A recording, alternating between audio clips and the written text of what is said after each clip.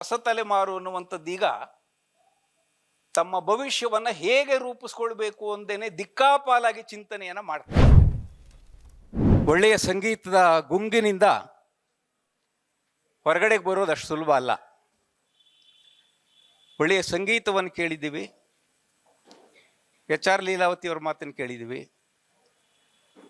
ನಾಡೋಜ ಹಂಪನ ಅವರು ನನ್ನ ಗುರುಗಳು, ಅವರ ಮಾತುಗಳನ್ನು ಕೇಳಿದ್ದೀವಿ. ಅವರಿಬ್ಬರು ಮಾತನಾಡಿದ ಮೇಲೆ ನಾನು ಉಲ್ಲೇಖ ಮಾಡಬೇಕಾಗಿರುವಂಥ ಒಂದು ಸಂಗತಿ ಏನು ಅಂತ ನನಗನ್ನಿಸ್ತು ಅಂದರೆ, ಇಬ್ಬರೂ ಕೂಡ ಕುವೆಂಪು ಅವ್ರ ಬಗ್ಗೆ ಮಾತನಾಡಿದ್ರು. ಇವತ್ತು ಬಿಡುಗಡೆಯಾದ ಪುಸ್ತಕ ಕೂಡ ಮಿಟ್ಟೂರು ರಾಮಪ್ರಸಾದ್ ಅವರು ನಮ್ಮನ್ನೆಲ್ಲ ಇಲ್ಲಿಗೆ ಸೇರಿಸೋದಕ್ಕೆ ಕಾರಣವಾದಂಥ ಪುಸ್ತಕ ರಸಋಷಿಗೆ ಕಾವ್ಯ ನಮನ. ಆ ರಸಋಷಿ ಕೂಡ ಕುವೆಂಪು. ಕುವೆಂಪು ಒಂದು ದಿಗ್ಗಜ. ದಿಗ್ಗಜ ಅಂದರೆ ದಿಕ್ಕನ್ನು ಹೊತ್ಕೊಂಡಿರುವಂಥ ಗಜ. ಕನ್ನಡ ಸಾಹಿತ್ಯದ ಎಲ್ಲ ಪ್ರಕಾರಗಳಲ್ಲಿ ಬಹಳ ಅದ್ಭುತವಾದಂಥ ಕೃತಿಗಳನ್ನು ರಚನೆ ಮಾಡಿದಂಥವರು. ಜ್ಞಾನಪೀಠ 8 ನಮ್ಮ ಹೆಮ್ಮೆ ಅಂತ ಏನು ಹೇಳ್ಕೊಳ್ತೀವಿ, ಆ ಜ್ಞಾನಪೀಠವನ್ನು ಕನ್ನಡಕ್ಕೆ ಉದ್ಘಾಟನೆ ಮಾಡಿದಂಥವರು, ಮೊಟ್ಟ ಮೊದಲು ಜ್ಞಾನಪೀಠವನ್ನು ಕನ್ನಡಕ್ಕೆ ತಂದಂಥವರು ಕುವೆಂಪು ಅವರು. ಆ ದಿಗ್ಗಜವನ್ನು ಅರ್ಥ ಮಾಡ್ಕೊಳ್ಳೋದಕ್ಕೆ ನಾವು ಎಷ್ಟೆಲ್ಲ ವರ್ಷಗಳಿಂದ ಎಷ್ಟೆಲ್ಲ ರೀತಿಯ ಪ್ರಯತ್ನವನ್ನು ಮಾಡ್ತಾ ಇದ್ದೀವಿ. ಹಂಪನವರು ಹೇಳಿದ ರೀತಿಯಲ್ಲಿ ಎಷ್ಟು PhD ಗ್ರಂಥಗಳು, ಎಷ್ಟು ವಿಮರ್ಶಾ ಕೃತಿಗಳು, ಕುವೆಂಪು ಅವರ ವ್ಯಕ್ತಿ ಚಿತ್ರಣವನ್ನು ಕುರಿತು ಬಂದಂಥ ಪುಸ್ತಕಗಳೆಷ್ಟು. ಇದು ಕನ್ನಡದ ಭಾಗ್ಯ. ಅಂಥ ಕುವೆಂಪು ಅವರನ್ನು ನಾವು ಅರ್ಥ ಮಾಡಿಕೊಂಡಿರೋದು ಅವರ ದಿಗ್ಗಜದಂಥ ಒಂದು ಅಸದೃಶವಾಗಿರುವಂಥ ಗಾತ್ರ, ಪ್ರಮಾಣ, ಇವುಗಳನ್ನು ನಾವು ನೋಡಿರೋದು, ಅರ್ಥ ಮಾಡಿಕೊಂಡಿರೋದು ಒಂದು ಪಾರ್ಶ್ವ ನೋಟ ಮಾತ್ರ. ಅದರಿಂದ ಎಷ್ಟೇ ಅಧ್ಯಯನಗಳು ನಡೆದ್ರು, ಎಷ್ಟೇ ಸಂಶೋಧನೆಗಳು ನಡೆದ್ರು, ಎಷ್ಟೇ ಪುಸ್ತಕಗಳು ಬಂದರು, ಕುವೆಂಪು ಅವ್ರ ಬಗ್ಗೆ ಇನ್ನೂ ಆಲೋಚನೆ ಮಾಡುವಂಥದ್ದಿದೆ, ಇನ್ನೂ ಚಿಂತನೆ ಮಾಡುವಂಥದ್ದಿದೆ, ಇನ್ನಷ್ಟು ತಿಳಿಯುವುದಿದೆ, ಇನ್ನಷ್ಟು ಸಂಶೋಧನೆ ಮಾಡುವಂಥದ್ದಿದೆ, ಇನ್ನಷ್ಟು ಬರೆಯುವುದಿದೆ ಮತ್ತು ಮಾತನಾಡುವುದಿದೆ. ಮಿಟ್ಟೂರು ರಾಮಪ್ರಸಾದ್ ಅವರು ಕುವೆಂಪು ಅವರಿಗೆ ಯಾಕೆ ಒಲಿದ್ರು? ಕನ್ನಡ ಸಾಹಿತ್ಯದ ಒಂದು ಮಹಾ ಅಚ್ಚರಿ ಕುವೆಂಪು. 40 ವರ್ಷಗಳ ಕಾಲ ಅಮೆರಿಕಾದಲ್ಲಿ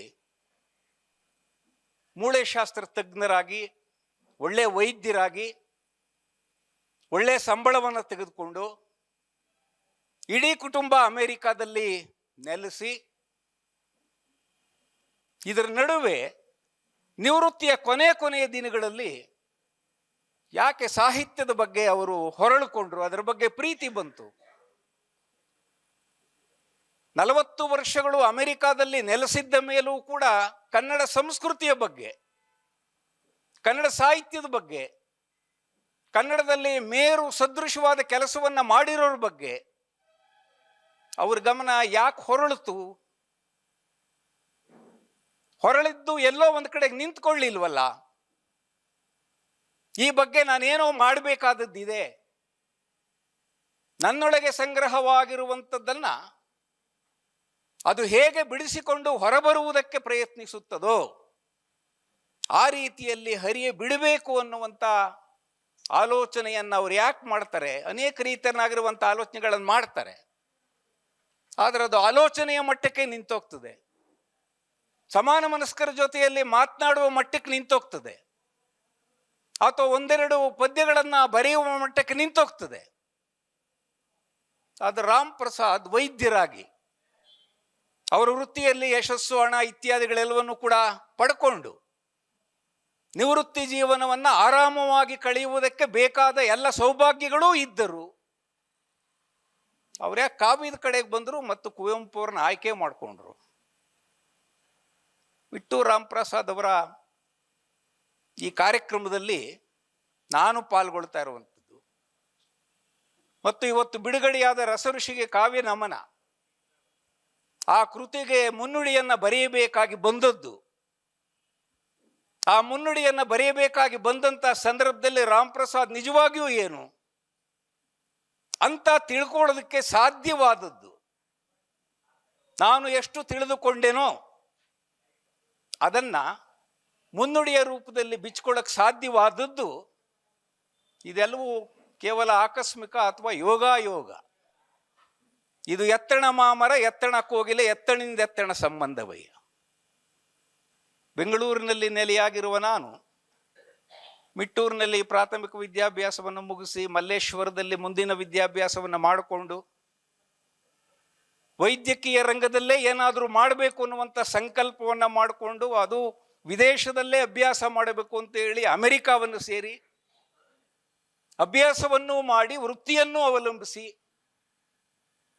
ಈಗ ಮಕ್ಕಳು ಎಲ್ಲರೂ ಕೂಡ ಅಮೇರಿಕಾದ ವೀಸಾ ಮತ್ತು ಅಮೇರಿಕಾದಲ್ಲಿ ಕೆಲಸ ಇವುಗಳನ್ನೆಲ್ಲವನ್ನೂ ಕೂಡ ಪಡ್ಕೊಂಡಿರುವಂಥ ಸಂದರ್ಭದಲ್ಲಿ ತಮ್ಮ ಜನ್ಮಸ್ಥಳ ಮಿಟ್ಟೂರು, ಕೋಲಾರ ಜಿಲ್ಲೆಯ ಮುಳಬಾಗಿಲು ತಾಲೂಕಿನಲ್ಲಿರುವಂಥ ಮಿಟ್ಟೂರು, ಆ ಮಿಟ್ಟೂರಿನ ಪರಿಸರ, ತನ್ನ ಅಣ್ಣ ಮತ್ತು ತಮ್ಮಂದಿರು, ಈ ಬಾಂಧವ್ಯಗಳನ್ನೆಲ್ಲ ನೆನಪು ಮಾಡಿಕೊಂಡು ಅವ್ರು ಯಾಕೆ ಮತ್ತೆ ಮತ್ತೆ ಇಲ್ಲಿಗೆ ಬರ್ತಾರೆ, ಹೀಗೆ ಕೆಲವು ಪ್ರಶ್ನೆಗಳನ್ನು ಹಾಕೊಳ್ತಾ ಹೋದರೆ ನಿಜವಾಗ್ಲೂ ಆಶ್ಚರ್ಯ ಆಗ್ತದೆ. ಓದುವುದಕ್ಕೆ ಅಮೆರಿಕಕ್ಕೆ ಹೋದವರು, ವೃತ್ತಿಗಾಗಿ ಅಮೆರಿಕಕ್ಕೆ ಹೋದವರು, ಡಾಲರ್ ಸಂಪಾದನೆ ಆಗೋಕ್ಕೆ ಪ್ರಾರಂಭ ಆದ ನಂತರದಲ್ಲಿ ಆ ಡಾಲರ್ಗೊಂದು ಮದ ಇದೆ, ಆ ಡಾಲರ್ಗೊಂದು ಅಹಂಕಾರ ಇದೆ. ಆ ಅಹಂಕಾರದಿಂದ ಮಾತೃಭಾಷೆಯನ್ನು, ಮಾತೃಭೂಮಿಯನ್ನು, ಜನ್ಮಸ್ಥಳವನ್ನು, ಅಣ್ಣ ತಮ್ಮಂದಿರ ಕೌಟುಂಬಿಕವಾಗಿರುವಂಥ ಬಾಂಧವ್ಯವನ್ನು ನಿರಾಕರಿಸಿ ತಮಗೆ ತಾವೇ ಸಾರ್ವಭೌಮರಾಗಿ ಮೆರೆಯುತ್ತಿರುವಂಥ ಅನೇಕರು ನಮ್ಮ ನಡುವೆ ಇರುವಾಗ ಈ ಕಳೆದುಕೊಳ್ಳುವ ಎಲ್ಲ ಸಂಬಂಧಗಳನ್ನು ರಾಮ್ ಪ್ರಸಾದ್ ಯಾಕೆ ಕೂಡಿಸ್ಕೊಡ್ತಾರೆ? ಜಗದೀಶ್ ಮಾತನಾಡ್ತಾ ಇದ್ದಂಥ ಸಂದರ್ಭದಲ್ಲಿ ಅಮೆರಿಕಾ ಸೇರಿರುವಂಥ ಒಬ್ಬ ಅಣ್ಣ ಮತ್ತೆ ಮತ್ತೆ ಇಲ್ಲಿಗೆ ಬರುತ್ತಿರುವ ಅಣ್ಣ, ಅಮೆರಿಕದಲ್ಲಿದ್ದಾಗಲೂ ಕೂಡ ಕೃತಕವಲ್ಲದ ಪ್ರೀತಿ. ಯಾರು ಅಣ್ಣ ತಮ್ಮಂದಿರ ಬಗ್ಗೆ ವಾರಕ್ಕೊಂದ್ಸಾರಿನೋ ತಿಂಗಳಿಗೊಂದ್ಸಾರಿನೋ ಫೋನ್ ಮಾಡಿ ಒಂದು 5 ನಿಮಿಷ ಮಾತನಾಡಿ 10 ನಿಮಿಷ ಮಾತನಾಡಿ ಯೋಗಕ್ಷೇಮ ವಿಚಾರಿಸ್ಕೊಂಡು ನೀವು ಅಲ್ಲಿ ಚೆನ್ನಾಗಿದ್ದೀರಿ ನಾನು ಇಲ್ಲಿಗೆ ಚೆನ್ನಾಗಿದ್ದೀನಿ ಅಂತ ಹೇಳುವ ಬಾಂಧವ್ಯಗಳು ಬೇಕಾದಷ್ಟಿವೆ. ಅವೆಲ್ಲ ಕೃತಕವಾಗಿರುವಂಥ ಸಂಬಂಧಗಳು. ಆದರೆ ಅಲ್ಲಿಂದ ಮಾತನಾಡಿದಾಗಲೂ ಅವರ ಮಾತನ್ನು ಕೇಳಿದಾಗಲೂ ಹೃದಯ ಸ್ಪರ್ಶಿಯಾಗಿರುವಂಥ ಅನುಭವ ಇಬ್ಬರಿಗೂ ಆಗ್ಬೇಕಲ್ಲ. ನಮ್ಮಣ್ಣ ಅಲ್ಲಿದ್ದಾನೆ ನಾವಿಲ್ಲೇ ಇದ್ದೇವೆ ಅನ್ನುವಂಥ ಅನಾಥ ಭಾವ ನಿಜವಾಗಿ ಇವರು ಕಾಡಬೇಕಲ್ಲ. ನನ್ನ ಅಣ್ಣ ತಮ್ಮಂದಿರು ಅಲ್ಲೆಲ್ಲೋ ಇದ್ದಾರೆ, ನನಗೆ ಬೇಕೆನ್ನಿಸ್ದಾಗ ನೋಡೋಕ್ಕಾಗ್ತಾ ಇಲ್ವಲ್ಲ, ಮಾತನಾಡೋಕ್ಕಾಗ್ತಿಲ್ವಲ್ಲ ಅಂತ ರಾಮ್ ಪ್ರಸಾದ್ಗೂ ಅನ್ನಿಸ್ತದಲ್ಲ. ಇದು ಇವತ್ತಿನ ಅಣ್ಣ ತಮ್ಮಂದಿರ ಬಾಂಧವ್ಯಗಳಲ್ಲಿ, ಕೌಟುಂಬಿಕ ಬಾಂಧವ್ಯಗಳಲ್ಲಿ ಎಲ್ಲವೂ ವ್ಯಾಪಾರೀಕರಣವಾಗುತ್ತಿರುವಂಥ ಸಂದರ್ಭದಲ್ಲಿ ನೆಂಟಸ್ಟ್ಗೆ ಉಳಿಸ್ಕೊಂಡ್ರೆ ಏನು ಸಿಗ್ತದೆ ಅಥವಾ ಏನು ಕೊಡಬೇಕಾಗಿ ಬರ್ತದೆ, ಈ ಥರನಾಗಿರುವಂಥ ಲೆಕ್ಕಾಚಾರಗಳು ನಡೀತಾ ಇರುವಂಥ ಸಂದರ್ಭದಲ್ಲಿ ನಾವೆಷ್ಟು ಸುಖವಾಗಿದ್ದೀವೋ, ನಾವೆಷ್ಟು ಚೆನ್ನಾಗಿದ್ದೀವೋ, ನಮ್ಮ ಕುಟುಂಬವು, ಕುಟುಂಬದ ಸದಸ್ಯರು ಅಷ್ಟೇ ಚೆನ್ನಾಗಿರಬೇಕು ಅಂತ ಆಲೋಚನೆ ಮಾಡುವಂಥ ಒಂದು ವಿಶಿಷ್ಟವಾಗಿರುವಂಥ ಬಹಳ ಅಪರೂಪವಾಗಿರುವಂಥ ವ್ಯಕ್ತಿತ್ವ ಮಿಟ್ಟೂರು ರಾಮ್ ಪ್ರಸಾದ್ ಅವರದ್ದು ಅಂತ ನಾನು ಅಂದ್ಕೊಂಡಿದ್ದೀನಿ. ಅವ್ರ ಬಗ್ಗೆ ವಿಚಾರಗಳನ್ನು ಗ್ರಹಿಸ್ತಂಥ ಸಂದರ್ಭ ರಾಮ್ ಪ್ರಸಾದ್ ಅವರ ಈ ಕಾವ್ಯ ಪ್ರೀತಿ ನನ್ನ ಗಮನಕ್ಕೆ ಬಂದಿದ್ದು ನಮ್ಮ ಸ್ನೇಹಿತರು ಜಿ ಟಿ ನರೇಂದ್ರ ಕುಮಾರ್ ಅಂತ ವೃತ್ತಿಯಿಂದ ವಕೀಲರಾಗಿರುವಂಥ ಅವರು ಒಂದು ವಾಟ್ಸಪ್ ಗುಂಪನ್ನು ಮಾಡಿಕೊಂಡು ಕುವೆಂಪು ಮತ್ತು ತೇಜಸ್ವಿ ಅವರ ಹೆಸರಿನಲ್ಲಿ, ನಮ್ಮ ಮನುದೇವ್ ಕೂಡ ಇಲ್ಲಿದ್ದಾರೆ, ಮನುದೇವ್ ಕೂಡ ಅಲ್ಲಿ ತಮ್ಮ ಪ್ರತಿಕ್ರಿಯೆಗಳನ್ನು ಹಂಚಿಕೊಡ್ತಾ ಇರ್ತಾರೆ. ಮುಂದಿನ ತಲೆಮಾರಿಗೆ ಕುವೆಂಪು ವಿಚಾರಗಳನ್ನು, ಅವರ ಚಿಂತನೆಗಳನ್ನು ನಾವು ಮುಟ್ಟಿಸಬೇಕು. ಈಗಾಗಲೇ ವಯಸ್ಸಾಗಿರುವಂಥವರು 40, 50, 60 ದಾಟಿರುವಂಥವರು ಕುವೆಂಪು ಬಗ್ಗೆ ಆಡಬೇಕಾದದ್ದು ನಾಡಿದ್ದಾರೆ, ಬರಬೇಕಾಗಿರೋದು ಬರೆದಿದ್ದಾರೆ. ಆದರೆ ಕುವೆಂಪು ಅವರ ವಿಶ್ವಮಾನವ ಸಂದೇಶ ಮಾತ್ರ ಅಲ್ಲ, ಅವರ ಸಾಹಿತ್ಯದ ಎಲ್ಲ ಪ್ರಕಾರಗಳನ್ನು ಹೊಸ ತಲೆಮಾರಿಗೆ ಮುಟ್ಟಿಸಿದರೆ, ಅವರ ಮೂಲಕ ಕುವೆಂಪು ಅವರು ನಮ್ಮ ನಡುವೆ ಇದ್ದರೆ, ಜನಸಾಮಾನ್ಯರಲ್ಲಿ ವೈಚಾರಿಕ ಜಾಗೃತಿ ಆಗಬೇಕು ಅಂತ ಕುವೆಂಪು ಅವರು ಏನು ಬಯಸಿದ್ರು, ಏನು ಭಾಷಣ ಮಾಡಿದ್ರು, ಲೇಖನಗಳನ್ನು ಬರೆದ್ರು. ಬೆಂಗಳೂರು ವಿಶ್ವವಿದ್ಯಾಲಯದ ಘಟಿಕೋತ್ಸವದಲ್ಲಿ ತರುಣರನ್ನ ಕುರಿತು ಮಾತನಾಡಿದ್ರು. ಅದೆಲ್ಲವೂ ಕೂಡ ಈಗ ಹೊಸ ತಲೆಮಾರಿಗೆ ಮುಟ್ಟಬೇಕು. ಯಾಕೆಂದರೆ ಹೊಸ ತಲೆಮಾರು ಅನ್ನುವಂಥದ್ದು ಈಗ ತಮ್ಮ ಭವಿಷ್ಯವನ್ನು ಹೇಗೆ ರೂಪಿಸ್ಕೊಳ್ಬೇಕು ಅಂದೇನೆ ದಿಕ್ಕಾಪಾಲಾಗಿ ಚಿಂತನೆಯನ್ನು ಮಾಡ್ತಾ ಇದ್ದಾರೆ. ಅವ್ರಿಗೆ ಮಾರ್ಗದರ್ಶನ ಮಾಡುವಂಥವ್ರಿಲ್ಲ, ಸರಿಯಾಗಿ ತಿಳುವಳಿಕೆ ಹೇಳುವವರಿಲ್ಲ. ಅವರ ಮನಸ್ಥಿತಿಯನ್ನು ತಂದೆ ತಾಯಿಗಳೇ ಅರ್ಥ ಮಾಡ್ಕೊಳ್ಳೋಕೆ ಸಾಧ್ಯ ಆಗ್ತಿಲ್ಲ.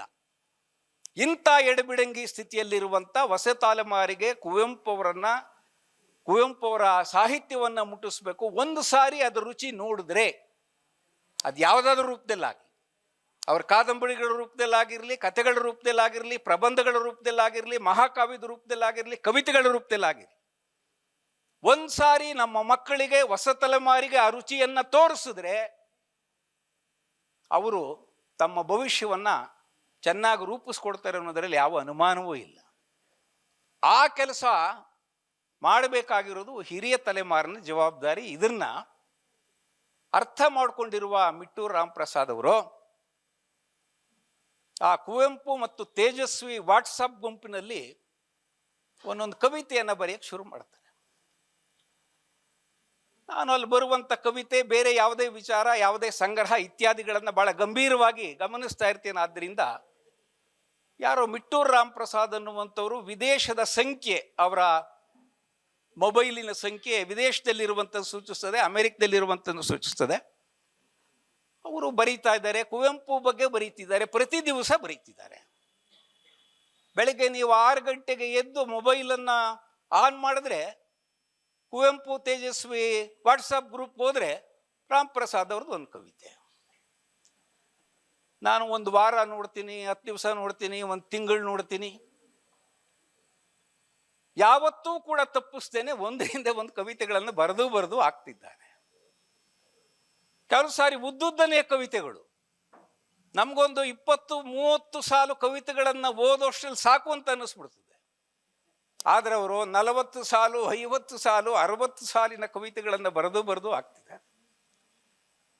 ನಾನೊಂದು ಸಾರಿ ಕೇಳಿದೆ, ಯಾರಿವರು ವಿದೇಶದಿಂದ ಬರೀತಾ ಇದ್ದಾರೆ? ಮಿಟ್ಟೂರು ರಾಮಪ್ರಸಾದ್ ಇಷ್ಟು ದೊಡ್ಡ ದೊಡ್ಡ ಕವಿತೆಗಳನ್ನು ಬರೀತಿದ್ದಾರೆ, ಎಲ್ಲವೂ ಕುವೆಂಪು ಬಗ್ಗೆನೇ ಬರೀತಾ ಇದ್ದಾರೆ. ಅಂದ್ರೆ ಅಮೆರಿಕಾದಲ್ಲಿ ಇದ್ದುಕೊಂಡು ಇವರು ಕುವೆಂಪುವನ್ನ ಎಷ್ಟು ಓದ್ಕೊಂಡಿರ್ಬೋದು, ಅಥವಾ ಕುವೆಂಪು ಸಾಹಿತ್ಯ ಮತ್ತು ವ್ಯಕ್ತಿತ್ವ ಇವ್ರನ್ನ ಎಷ್ಟು ಕಾಡಿರಬಹುದು, ಅವುಗಳನ್ನ ಹೇಳ್ಕೊಳ್ಬೇಕು ಅನ್ನುವಂಥ ಭಾವನೆ ಅವರಿಗೆ ಯಾವ ಮಟ್ಟದಲ್ಲಿ ಬಂದಿರಬಹುದು, ಬಹಳ ಆಶ್ಚರ್ಯ ಆಗ್ತಾ ಇದೆ ಅಂತ ನಾನು ಅವ್ರಿಗೆ ಹೇಳಿದೆ. ಅವರು ಸಂಕ್ಷಿಪ್ತವಾಗಿ ಇವರು ಯಾರು ಏನು ಅಂತ ಹೇಳಿದ್ರು. ಇದು ಹೀಗೆ ಬೆಳೀತಾ ಬೆಳೀತಾ ನಾನೇನು ಮಾಡಿದೆ, ಆ ಇಮೋಜಿ ಅಂತಿರ್ತದಲ್ಲ, ಒಂದು ಭಾವಬಿಂಬ, ಅದನ್ನ ಬೆರಳೆತ್ತೋದೋ ಕೈ ಎತ್ತೋದೋ ಈ ಥರದ ಇಮೋಜಿ ಬಿಂಬಗಳಿರ್ತವೆ. ಆ ಬಿಂಬಗಳಲ್ಲೇ ನನಗೆ ಆ ಕವಿತೆಯ ಬಗ್ಗೆ ಏನನ್ನಿಸ್ತು ಅನ್ನುವಂಥದ್ದನ್ನ ನಾನು ಅದನ್ನು ತೋರಿಸ್ತಾ ಇದ್ದೆ. ಇವರೊಬ್ಬರಾದರೂ ಓದ್ತಾ ಇದ್ದಾರೆ, ಯಾಕೆ ಅಂತಂದರೆ ಇಮೋಜಿಯ ಮೂಲಕ ಆ ಸೂಚನೆಗಳನ್ನು ಕೊಡ್ತಿರೋದ್ರಿಂದ ಅವ್ರಿಗೂ ಅನ್ನಿಸಿರ್ತದೆ. ಆಮೇಲೆ ಅದೇ ನರೇಂದ್ರ ಕುಮಾರ್ ಹೇಳಿದ್ರು, ಈಗ ಮಿಟ್ಟೂರು ರಾಮಪ್ರಸಾದ್ ಬರ್ತಾ ಇದ್ದಾರೆ, ಯಾರು ಅಂತ ಕೇಳ್ತಿದ್ರಲ್ಲ, ಅವ್ರು ಬೆಂಗಳೂರಿಗೆ ಬರ್ತಾ ಇದ್ದಾರೆ. ಯಾಕೆ ಬರ್ತಿದ್ದಾರೆ ಅಂದರೆ ಅವರು 2 ಪುಸ್ತಕಗಳನ್ನ ಬರೆದಿದ್ದಾರೆ. ಆ 2 ಪುಸ್ತಕಗಳ ಬಿಡುಗಡೆ ಸೆಂಚುರಿ ಕ್ಲಬ್ನಲ್ಲಿ, ಕಬ್ಬನ್ ಪಾರ್ಕ್ನಲ್ಲಿರುವಂಥ ಸೆಂಚುರಿ ಕ್ಲಬ್ನಲ್ಲಿ ಆಗ್ತದೆ. ನಿಮ್ಮನ್ನು ಕೂಡ ಬರೋದಕ್ಕೆ ಕೇಳಿದ್ದಾರೆ, ನೀವು ಬರಬೇಕು. ಒಂದು ಭಾನುವಾರ ಬೆಳಗಿನ ಹೊತ್ತು ನನ್ನಂತೆ ಒಂದು 8 ಜನ ಕರೆದಿದ್ರು. ಬಂಧು ಬಾಂಧವರು ಒಂದು 50-60 ಜನ ಇದ್ದರು. ಕಾರ್ಯಕ್ರಮ ಶುರುವಾಗೋಷ್ಟು ಒಂದು 80 ಜನ ಆದರು. ಆ ಸಂದರ್ಭದಲ್ಲಿ ನೀವು ಮಾತನಾಡಬೇಕು ಅಂತ ಅಂದರು. ಆ ವಾಟ್ಸಾಪ್ನಲ್ಲಿ ಬರ್ತಾ ಇದ್ದಂಥ ಕವಿತೆಗಳು ನನಗೇನು ಅನಿಸಿತ್ತು, ನಾನು ಅದನ್ನೇ ಹಂಚಿಕೊಂಡು, ನನಗೆ ನಿಜವಾಗ್ಲೂ ಅವು ಖುಷಿ ಕೊಟ್ಟಿದ್ದರಿಂದ, ಕುವೆಂಪು ಬಗ್ಗೆ ಆಲೋಚನೆ ಮಾಡಿ ವಿದೇಶದಲ್ಲಿದ್ದು ಕನ್ನಡದಲ್ಲಿ ಬರೀಬೇಕು ಅಂತ ಅಂದ್ಕೊಂಡು ಆಲೋಚನೆ ಮಾಡ್ತಾ ಇದ್ದಾರಲ್ಲ. ನಾನು ಮೊದಲೇ ಹೇಳದಂತೆ ವೃತ್ತಿಗಾಗಿ, ಶಿಕ್ಷಣಕ್ಕಾಗಿ ಅಮೆರಿಕ ಸೇರಿ ಡಾಲರ್ ನೋಡಿದ್ಮೇಲೆ ಯಾತ್ರ ಕನ್ನಡ, ಯಾತ್ರ ಮಾತೃಭಾಷೆ, ಈ ಥರ ಅದನ್ನು ಧಿಕ್ಕರಿಸುವಂಥವರು, ತಿರಸ್ಕರಿಸುವವರು ಜಾಸ್ತಿ ಇದ್ದಾರೆ. ಅನೇಕ ಸಾರಿ ನಾವೇ ಅಮೆರಿಕಕ್ಕೆ ಹೋಗಿ ಕನ್ನಡಿಗರ ಜೊತೆಯಲ್ಲಿ ಮಾತನಾಡ್ತಾ ಇರುವಂಥ ಸಂದರ್ಭದಲ್ಲಿ ಅವರು ಇಂಗ್ಲಿಶಿನ ಅಹಂಕಾರದಲ್ಲಿ ಮಾತನಾಡ್ತಿರ್ತಾರೆ. ಈ ಥರದವ್ರು ಇರುವಾಗ ರಾಮ್ ಪ್ರಸಾದ್ ಇಷ್ಟೆಲ್ಲ ವರ್ಷಗಳಲ್ಲಿದ್ದು ಕನ್ನಡದಲ್ಲೇ ಕೃತಿ ರಚನೆ ಮಾಡ್ತಾ ಇದ್ದಾರಲ್ಲ. ಆಮೇಲೆ ಹೇಳಿದ್ರವರು, ಇಲ್ಲ ಇಂಗ್ಲೀಷ್ನಲ್ಲೂ ಬರೆದಿದ್ದೀನಿ ಮೊದಲು. ಇದೇನೋ 108ಕ್ಕೂ ಅವ್ರಿಗೂ ಒಂದು ಬಾಂಧವ್ಯ, ಅದು ಯಾವ ಥರದ ಬಾಂಧವ್ಯ ಗೊತ್ತಿಲ್ಲ. ರಸಋಷಿಗೆ ಕುವೆಂಪು ಅನ್ನೋ ಕಾವ್ಯನಮನ ಅನ್ನುವ ಈ ಪುಸ್ತಕದಲ್ಲೂ ಕೂಡ 108 ಕವಿತೆಗಳಿವೆ. ಇಂಗ್ಲಿಷ್ನಲ್ಲಿ ಬರೆದದ್ದು ಕೂಡ ಅವರು 108 ಈಗ 4-5 ಪುಸ್ತಕಗಳನ್ನ ಬರೀತಾರೆ. ಒಂದು ಮಾತ್ರ 62 ಪದ್ಯಗಳಿರುವಂಥ ಒಂದು ಪುಸ್ತಕವನ್ನು ಬರೀತಾರೆ. ಆ ಎರಡೂ ಪುಸ್ತಕಗಳು ಅವರ ಮಿಟ್ಟೂರು ಮತ್ತು ಇನ್ನೊಂದು ಊರುಕುಂಟೆ, ಅಕ್ಕಪಕ್ಕದ ಗ್ರಾಮಗಳು. ಅಲ್ಲೆಲ್ಲ ಇವರು ಓಡಾಡಿದ್ರಲ್ಲ, ಅನೇಕರ ಜೊತೆ ಒಡನಾಡಿದ್ರಲ್ಲ, ಅಲ್ಲಿನ ಪ್ರಕೃತಿ ಸೌಂದರ್ಯವನ್ನು ನೋಡಿದ್ರಲ್ಲ. ನೋಡಿ, ಊರುಕುಂಟೆ ಮಿಟ್ಟೂರಿನಲ್ಲಿ ಅವರು ನೋಡಿರುವ ನಿಸರ್ಗ ಸೌಂದರ್ಯ, ಕುವೆಂಪು ಅವರು ಕುಪ್ಪಳಿಯಲ್ಲಿ ಇದ್ಕೊಂಡು ಅವರು ಬಾಲಕನಾಗಿದ್ದಾಗ ಆ ಪ್ರಕೃತಿ ಸೌಂದರ್ಯಕ್ಕೆ ಮನಸೋತು ಎಲ್ಲೆಲ್ಲಿ ಹೋದ್ರು. ಬೆಳಗಂಜಾವ ಸೂರ್ಯೋದಯ ಆಗೋದಕ್ಕಿಂತ ಮುಂಚೆ ಹೋದ್ರು, ಸೂರ್ಯೋದಯ ಹೇಗಾಗ್ತದೆ ಅನ್ನುವಂಥದ್ದು ನೋಡಿದ್ರು, ಸೂರ್ಯ ಮೇಲಕ್ಕೆ ಬರುವಂಥದ್ದನ್ನು ನೋಡಿದ್ರು, ನವಿಲ್ ಕಲ್ಗೆ ಹೋದ್ರು, ತುಂಗಾ ನದಿಗೆ ಹೋದ್ರು. ಇವೆಲ್ಲವನ್ನೂ ಕೂಡ ಅವರ ಕವಿತೆಗಳಲ್ಲಿ ಬಿಚ್ಚಿಟ್ಕೊಂಡಿದ್ದಾರೆ. ಇವತ್ತಿಗೂ ಕೂಡ ಕುವೆಂಪು ಪ್ರತಿಷ್ಠಾನ ಪಟ್ಟಿಡಿದು ಸಂಕಲ್ಪದಿಂದ ಮಾಡ್ತಾ ಇರೋದ್ರಿಂದ ಕುಪ್ಪಳಿಯ ಸುತ್ತಮುತ್ತ ಇರುವಂತ ಪರಿಸರ ತನ್ನ ಮೂಲ ಚಹರೆಗಳನ್ನ, ಸೌಂದರ್ಯಗಳನ್ನು ಈಗಲೂ ಕೂಡ ಉಳಿಸ್ಕೊಂಡಿದೆ. ಇಲ್ಲ ಅಲ್ಲಿಂದ ದೂರದಲ್ಲಿರುವಂಥ ಎಷ್ಟೋ ದಟ್ಟವಾಗಿರುವಂಥ ಕಾಡು ಮರಗಳು ಕಡಿಯಲ್ಪಟ್ಟು ಬೋಳಾಗಿರುವಂಥದ್ದನ್ನು, ಅಲ್ಲೆಲ್ಲ ಎತ್ತರದ ಸೌಧಗಳು ನಿರ್ಮಾಣವಾಗಿರುವಂಥದ್ದನ್ನು ನಾವು ನೋಡ್ತಾ ಇದ್ದೀವಿ. ಇಂಥ ಒಂದು ಸಂದರ್ಭದಲ್ಲಿ ಚಿಕ್ಕಂದಿನಲ್ಲೂ ಕುವೆಂಪು ಅವರ ದರ್ಶನ ಪಡೆಯುವಂಥ ಒಂದು ಅವಕಾಶ ಸಿಕ್ಕಿರ್ತದೆ. ತಂದೆಯವರು ಮಾತನಾಡಿಸೋಗಿ ಅಂತ ಅಂದಾಗ ಸಂಕೋಚದಿಂದ ಹೋಗಿರಲ್ಲ. ಆಮೇಲೆ ಆಶಾ ಅವರ ಜೊತೆಯಲ್ಲಿ ಕುವೆಂಪು ಅವರನ್ನ ಭೇಟಿ ಮಾಡಿರುವಂಥ ಒಂದು ಚಿತ್ರ ಕೂಡ ಇದೆ. ಈಗ ಜಗದೀಶ್ ತೋರಿಸ್ತಿದ್ರು, ಅದನ್ನ ಈ ಪುಸ್ತಕದಲ್ಲೂ ಕೂಡ ಹಾಕಲಾಗಿದೆ. ಅಂದರೆ ಕುವೆಂಪು ಬಗ್ಗೆ ಇಷ್ಟೆಲ್ಲ ಬರೆಯೋದಿಕ್ಕೆ, ಇಷ್ಟೆಲ್ಲ ಆಲೋಚನೆ ಮಾಡೋದಕ್ಕೆ, ಇಷ್ಟೆಲ್ಲ ಅಭಿಮಾನ, ಗೌರವ, ಪ್ರೀತಿ ಇವುಗಳನ್ನೆಲ್ಲ ತುಂಬಿಕೊಳ್ಳೋಕ್ಕೆ ಏನು ಕಾರಣ ಇರಬಹುದು ಅಂತ ನಾನು ಆಲೋಚನೆ ಮಾಡ್ತಿದ್ದೆ. ಹೀಗೆ ದರ್ಶನ, ಅವರ ಸ್ಪರ್ಶನ, ಅಧ್ಯಯನ, ಅವ್ರ ಬಗ್ಗೆ ತಿಳ್ಕೊಂಡಿದ್ದು ಇವೆಲ್ಲವೂ ಕೂಡ ಒಟ್ಟುಗೂಡಿ ಅವರ ಉತ್ಕಟವಾದ ಅಭಿಮಾನಿಯಾಗಿ ಕುವೆಂಪು ಅವರು ಕುಪ್ಪಳಿಯ ಸುತ್ತಮುತ್ತಣ ಪ್ರಕೃತಿ ಸೌಂದರ್ಯವನ್ನು ಹೇಗೆ ಮನದುಂಬಿ ಓದುವವರು ಸ್ವಲ್ಪ ಸಂವೇದನಾಶೀಲರಾಗಿದ್ದರೆ ಅವರ ಅನುಭವವೂ ಆಗೋ ರೀತಿಯಲ್ಲಿ ಹೇಗೆ ಕಟ್ಟಿಕೊಟ್ಟಿದ್ದಾರೋ, ಈ ಊರುಕುಂಟೆ ಮಿಟ್ಟೂರಿನಲ್ಲಿರುವಂಥ ಪ್ರಕೃತಿ ಸೌಂದರ್ಯ ಕುಪ್ಪಳಿಯ ನಿಸರ್ಗ ಸೌಂದರ್ಯಕ್ಕೆ ಯಾವ ರೀತಿಯಲ್ಲೂ ಕಡಿಮೆಯಾದದ್ದಲ್ಲ ಅನ್ನೋ ರೀತಿಯಲ್ಲಿ ಅದ್ಭುತವಾಗಿ ಅವರು ವರ್ಣಿಸ್ತಾರೆ. ಅಲ್ಲಿ ಪುಸ್ತಕ ಬಿಡುಗಡೆ ಆದ ನಂತರದಲ್ಲಿ ನಾನೆಲ್ಲ ಮಾತಾಡಿದ್ದಾದ್ಮೇಲೆ ಅಷ್ಟೊತ್ಕೊಂದು 150 ಜನ ಆದರೂ ಒಳ್ಳೆ ಊಟ ಮಾಡಿಸಿದ್ರು. ಆ ಊಟ ಮಾಡ್ತಾ ಇರುವಂಥ ಸಂದರ್ಭದಲ್ಲಿ ನಂದೊಂದು ವಿನಂತಿ ಅಂತಂದರು. ಏನು ವಿನಂತಿ? ನೀವೆಲ್ಲ ಈಗಾಗಲೇ ಓದಿದ್ದೀರಲ್ಲ, ಕುವೆಂಪು ತೇಜಸ್ವಿ ಗುಂಪಿನಲ್ಲಿ ಹಾಕಿದ್ದನ್ನು, ಅದ್ರ ಜೊತೆಗೆ ಇನ್ನೂ ಅಷ್ಟು ಬರೆದಿದ್ದೀನಿ.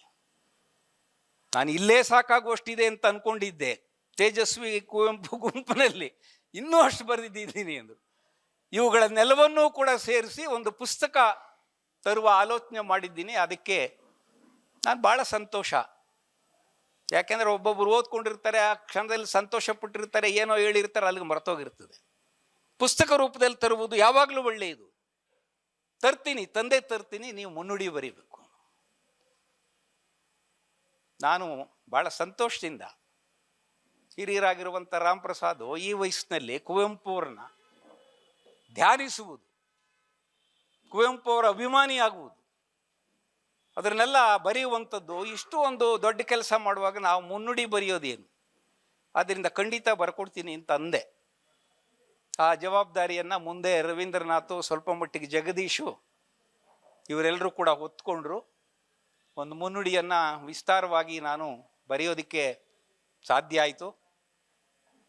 ಅಲ್ಲಿ ನನಗೆ ಅನ್ನಿಸಿದ್ದೇನು, ಅವರ ಬಗ್ಗೆ ಯಾಕೆ ಅಭಿಮಾನ ಮೂಡ್ತು, ಮಿಟ್ಟೂರು ರಾಮಪ್ರಸಾದ್ ಅವರಿಗೆ ಆ ಕಾವ್ಯದ ಮೂಲಕ ಓದುಗರನ್ನು ಎಲ್ಲೆಲ್ಲಿ ಅವರು ಸ್ಪರ್ಶಿಸ್ತಾರೆ, ತಾಗ್ತಾರೆ, ಹೇಗೆ, ಇವುಗಳನ್ನೆಲ್ಲವನ್ನೂ ಕೂಡ ನನ್ನ ನೈಜವಾಗಿರುವಂಥ ಅನಿಸಿಕೆಗಳನ್ನು ಅಲ್ಲಿ ಬಿಡಿಸಿಡುವಂಥ ಒಂದು ಪ್ರಯತ್ನವನ್ನು ಮಾಡಿದ್ದೇನೆ.